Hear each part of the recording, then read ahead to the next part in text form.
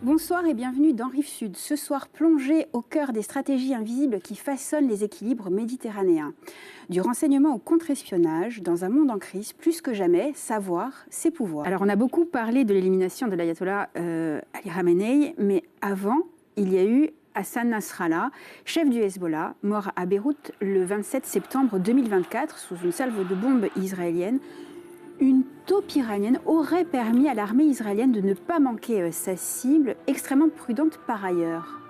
Alors, que pouvez-vous nous dire sur cette opération ? Alors, c'est ce qu'on dit. Alors, pour parler des failles de renseignement, je voudrais juste revenir un peu avant. Le fait de ne pas voir venir le déclenchement de l'opération Epic Fury, c'est une faille de renseignement. Je pense que les pays comme la France ou d'autres aurait peut-être dû. Sauf que je pense que nous ne sommes pas les services de renseignement les mieux positionnés pour comprendre ce que vont faire nos supposés alliés. Voilà, donc je pense qu'on est mieux renseigné sur nos supposés adversaires que sur nos supposés alliés. Mais pour revenir sur Nasrallah. Nasrallah, il a été dit qu'effectivement, il y avait une source israélienne extrêmement bien placée au sein des gardiens de la révolution islamique. C'est tout à fait plausible. Quand on voit le niveau de précision des Israéliens pour éliminer des autorités iraniennes en Iran même, on peut se dire qu'effectivement, ils ont pénétré avec des sources humaines les instances dirigeantes iraniennes. Maintenant, encore une fois, n'opposons pas le renseignement humain avec le renseignement technique. Il est fort probable, et on l'a vu quelques jours précédemment avec l'affaire des beepers et l'affaire des talkie-walkie, qu'ils avaient pénétré aussi les réseaux de communication. Ça veut dire qu'ils étaient capables aussi, avant de détruire un beeper ou de détruire un talkie-walkie, ils étaient aussi capables de rentrer dans les systèmes de communication. Et quand j'ai sorti exprès mon smartphone, c'est pour vous dire qu'il n'y a pas mieux comme espion que ça, qu'on a tous dans la poche. On va en reparler justement de cet aspect donc, technologique. Oui, je confirme, les 80 tonnes de bombes qu'ils ont larguées sur un objectif, c'est ce qu'on appelle en ciblage, et le ciblage commence par du renseignement très précis et très frais. C'est ce qu'on appelle le TST, le Time Sensitive Target. Alors vous allez me dire, je fais la promotion d'une culture française du renseignement et j'utilise des acronymes anglais, mais c'est comme ça. Eh bien, il savait où était le QG, où était l'état-major de Nasrallah depuis des années. Ils ont sans doute surveillé ça en permanence avec leurs drones et leurs satellites. Mais à un moment donné, il a fallu avoir le renseignement qui déclenche et qui leur dit « Nasrallah arrive ». Et Nasrallah, il est arrivé d'ailleurs avec le commandant adjoint du corps Al-Quds, un commandant opérationnel iranien. Et donc ils savaient peut-être parce soit ils traçaient Nasrallah, soit ils traçaient ce général iranien, ils ont su à un moment donné qu'il était là, et c'est à ce moment-là qu'ils ont dit « Ok, on déclenche ». Et souvenez-vous, Netanyahou était à ce moment-là à l'ONU, et il allait donner une conférence, et c'est là, paraît-il, qu'il a donné l'ordre de décapiter la tête du Hezbollah. Général, il ne faut pas oublier que derrière ces opérations, il y a des populations prises dans ces stratégies. Au Liban, Pascal Augel, que nous connaissons bien en Corse pour son engagement culturel en faveur d'un rapprochement entre l'île et son pays, nous a transmis une vidéo sur son quotidien. Elle vit et travaille en centre-ville, non loin de la banlieue sud. Et à l'image du peuple libanais, elle oscille entre résistance et désillusion. On regarde.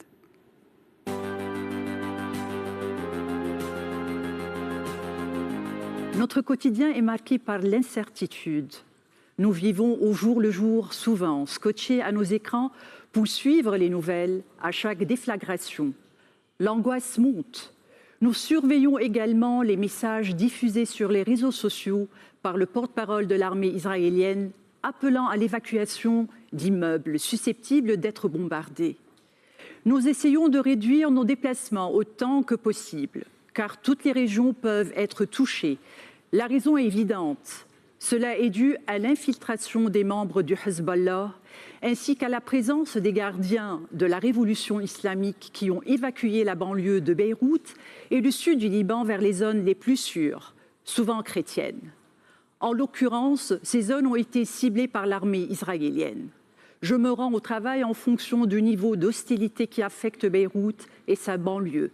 Cette adaptation, malheureusement permanente, est devenue une forme de survie.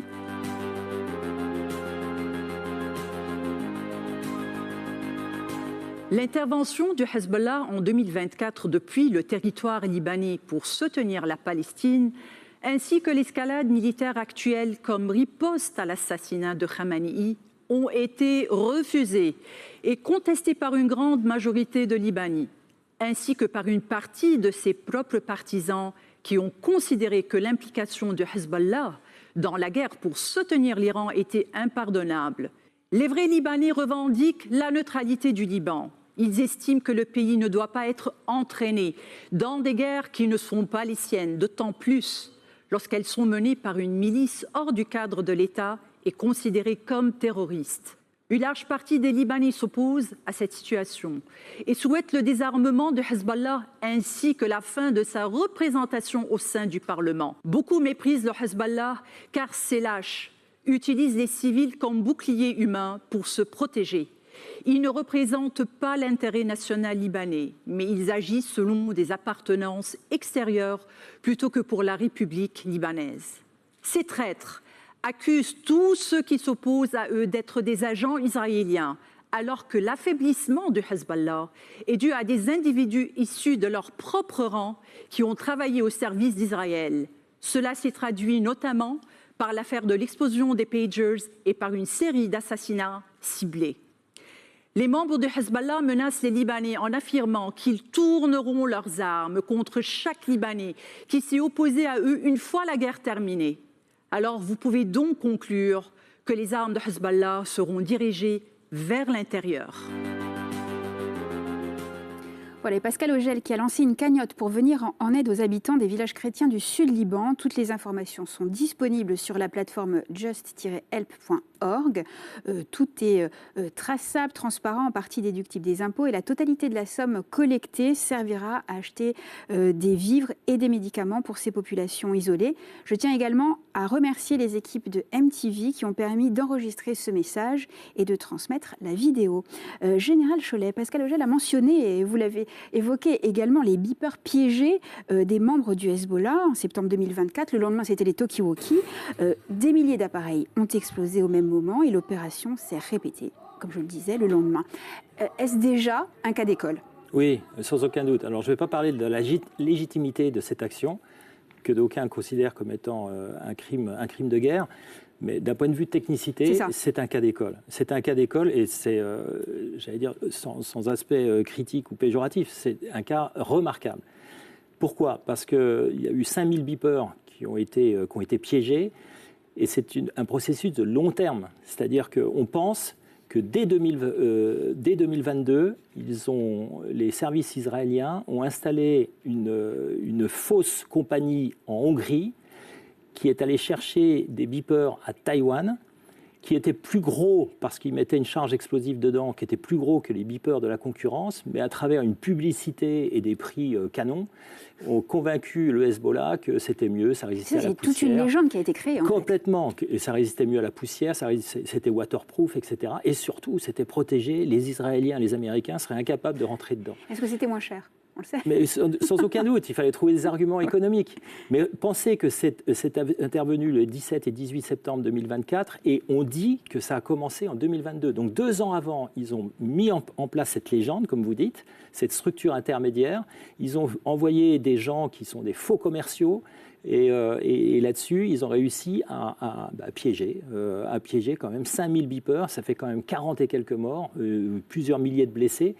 Et la décapitation d'une partie du Hezbollah. Et le lendemain, avec les talkie-walkie, je l'ai évoqué tout à l'heure, non seulement les talkie-walkie étaient piégés, mais en plus, pour exploser, mais en plus, ils servaient à écouter les communications. Et de la même manière, là, ils avaient piégé la boîte japonaise ICOM sur un modèle qui était périmé, qui n'était plus fabriqué. Et là, il paraît que c'est remonté à 2015. Donc vous imaginez quand même, c'est presque 9 ans d'opération pour les talkie-walkie, c'est plus de 2 ans d'opération pour des beepers. Pour pénétrer ainsi l'adversaire, j'allais dire, oui, c'est un cas d'école.